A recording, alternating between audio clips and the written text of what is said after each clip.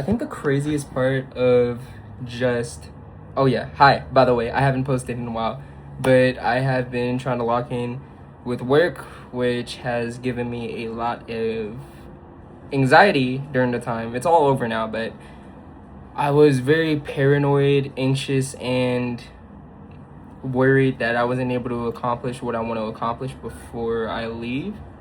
So what is it that I want to accomplish? I want to get 10K, 10,500, because I want to shoot a little over, saved in my bank account before I leave.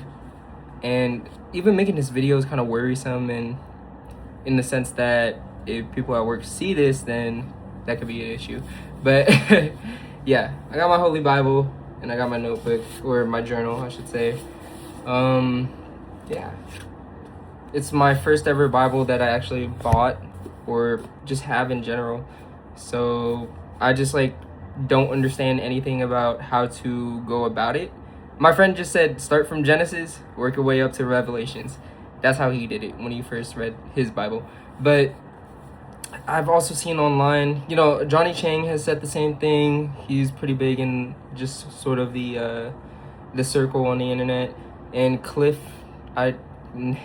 Necto, no, I pronounce that terribly. I remember how to pronounce it, but I actually don't because I can't pronounce it here. But Connectly, I think that's it. Yeah, he said start at Matthew, so I'm at, ironically, my friend who is Matthew is the one who told me to start at Genesis. So I'm starting at Matthew, reading through that. And yeah, the biggest thing about reading the Bible is that a lot of times I got overwhelmed and didn't understand anything. But when I watched Johnny Chang's video about just read it and accept it for what it is, you don't gotta try to understand it.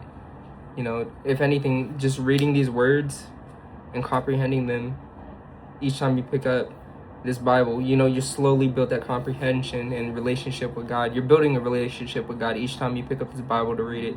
So I'm very grateful for that. And it's something about holding the Bible that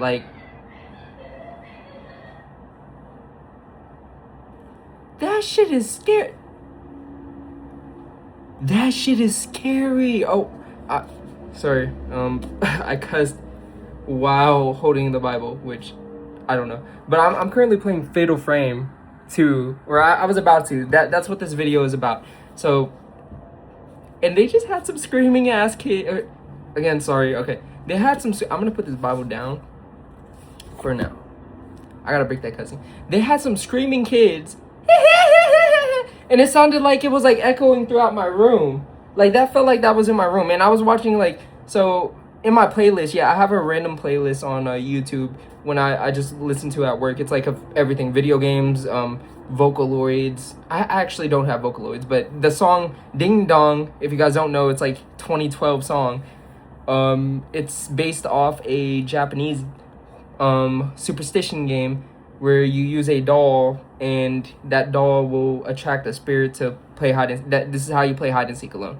And that is scary as a mother trucker, because oh my gosh, that's the vibe I got when freaking Fatal Frame's loading screen. I'm actually gonna go to the home screen of PlayStation just to get away from that, because that sounded like it was going through my room. That's besides the point. But yes, I've been reading the Holy Bible just a little bit at a time, going at my own pace, because every time I open up the app, it's I just can't sit down and read it. It's a digital screen, and it just doesn't make me drawn towards reading it. And I think that was my biggest issue with trying it. I just need something on paper I could read, hold in my hands like this, dedicated to this, and not my phone where it has all these other outlets. I don't play games on my phone, but I watch a lot of YouTube, a lot of Invincible I'm watching right now. So yeah, starting at Matthew. Okay, what was this video about again? Yeah, that was okay. So I was rewatching. I lost my train of thought, but that was what this video was about. I can't just play a game and not think I got other stuff to do.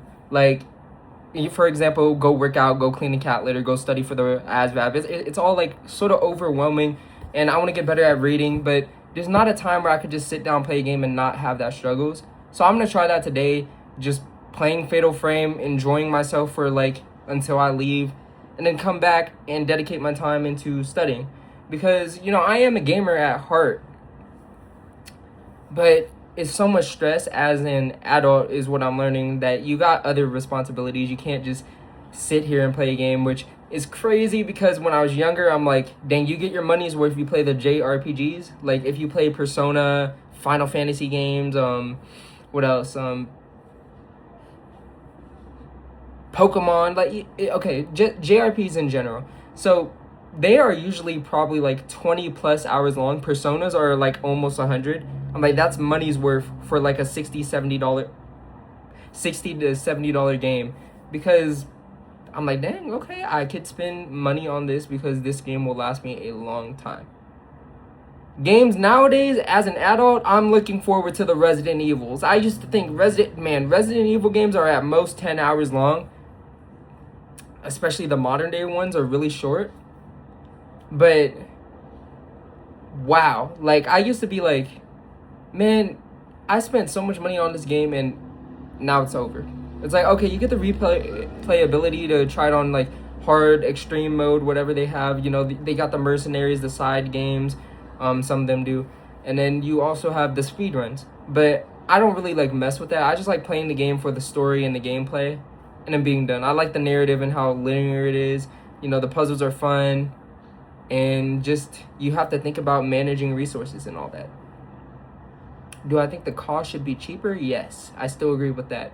But do I enjoy that it's a game that I could just play for at most 10 hours that will last me like a week if I'm playing day by day, like 2 hours or whatever?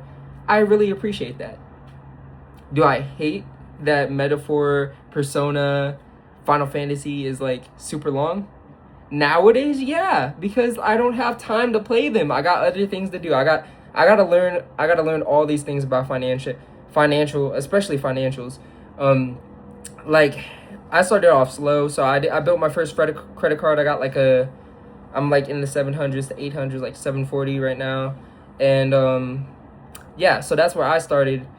And I'm like, dang, there's more to it. You got a high yield savings account, you got a brokerage account, you got to invest, all this and that. You got index funds, and yeah, those three are a form of investing. But I don't understand a lot of that, and I got to learn about it because as an adult, that is something that you have to do.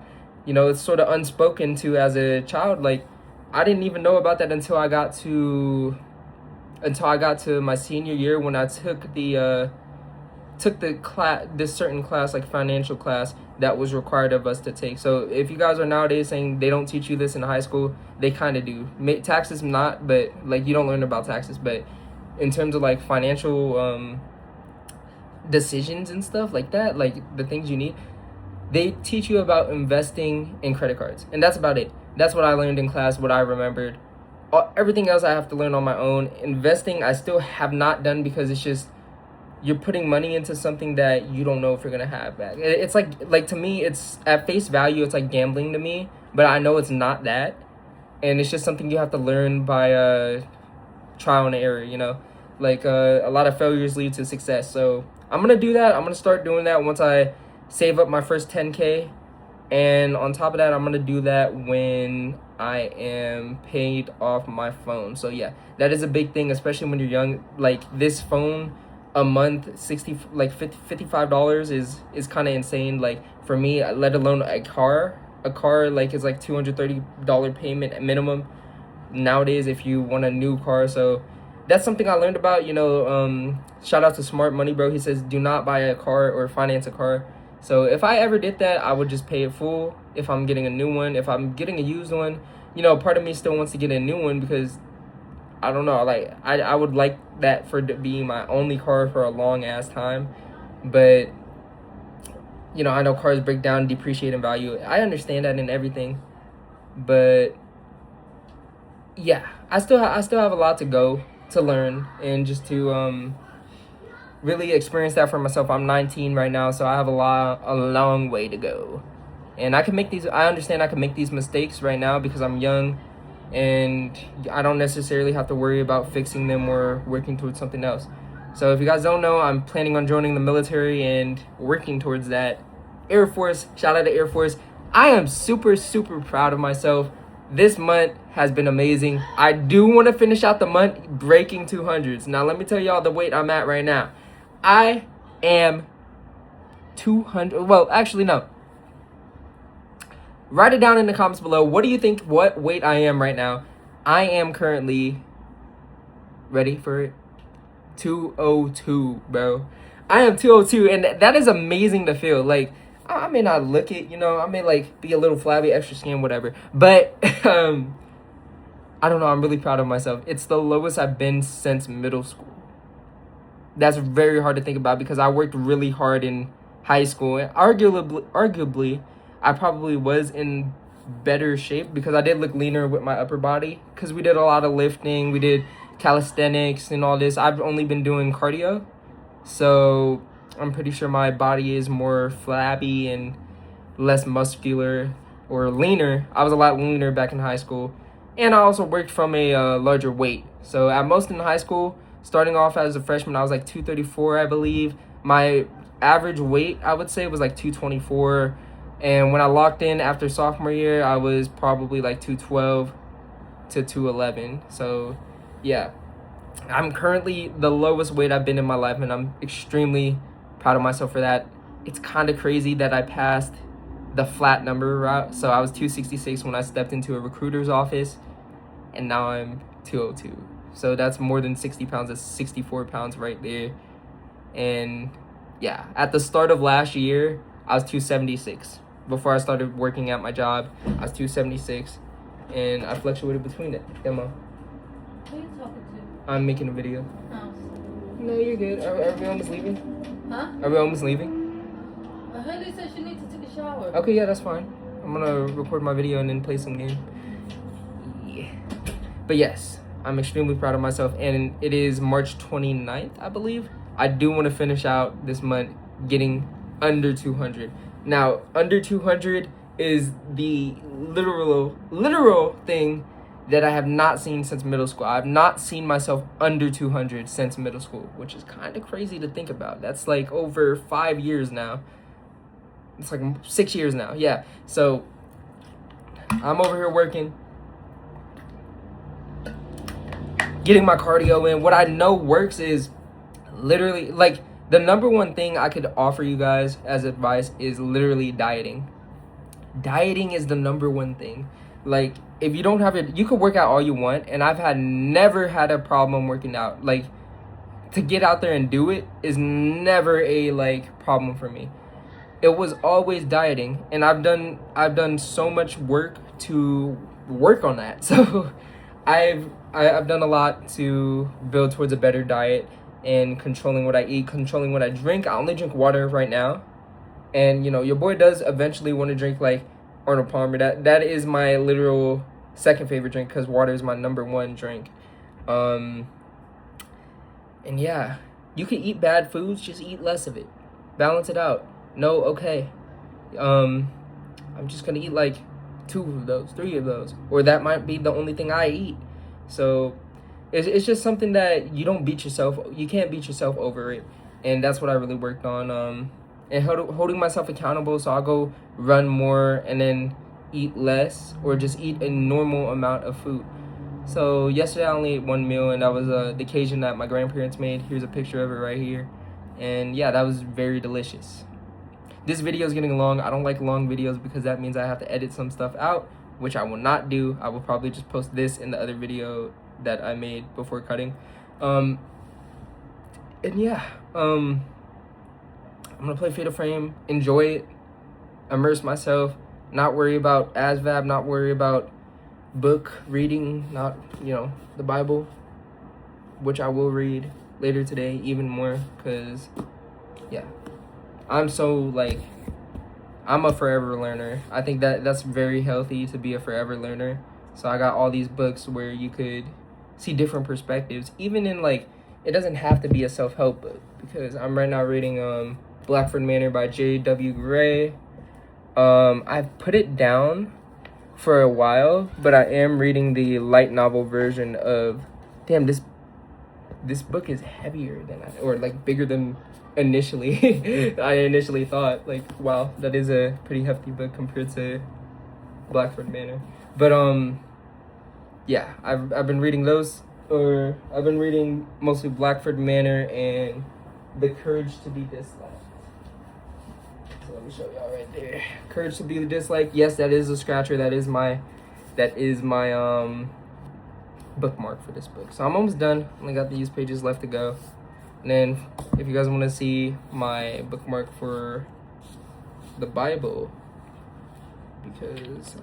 and if you guys have studying tips, let me know, because I don't know how to study the Bible. Like, I'm gonna just be real with you. Like, just give me study tips. I need to better myself. So this one, It Was a Pleasure to Burn. If you guys don't know, that's Fahrenheit 451. I had to read it off here to remember the degrees, but yeah. We need not to be alone, let alone. We need to be really bothered once in a while. How long is it since you were really bothered about something important, about something real? Ray Bradbury, Fahrenheit 451. Shout out to my teacher.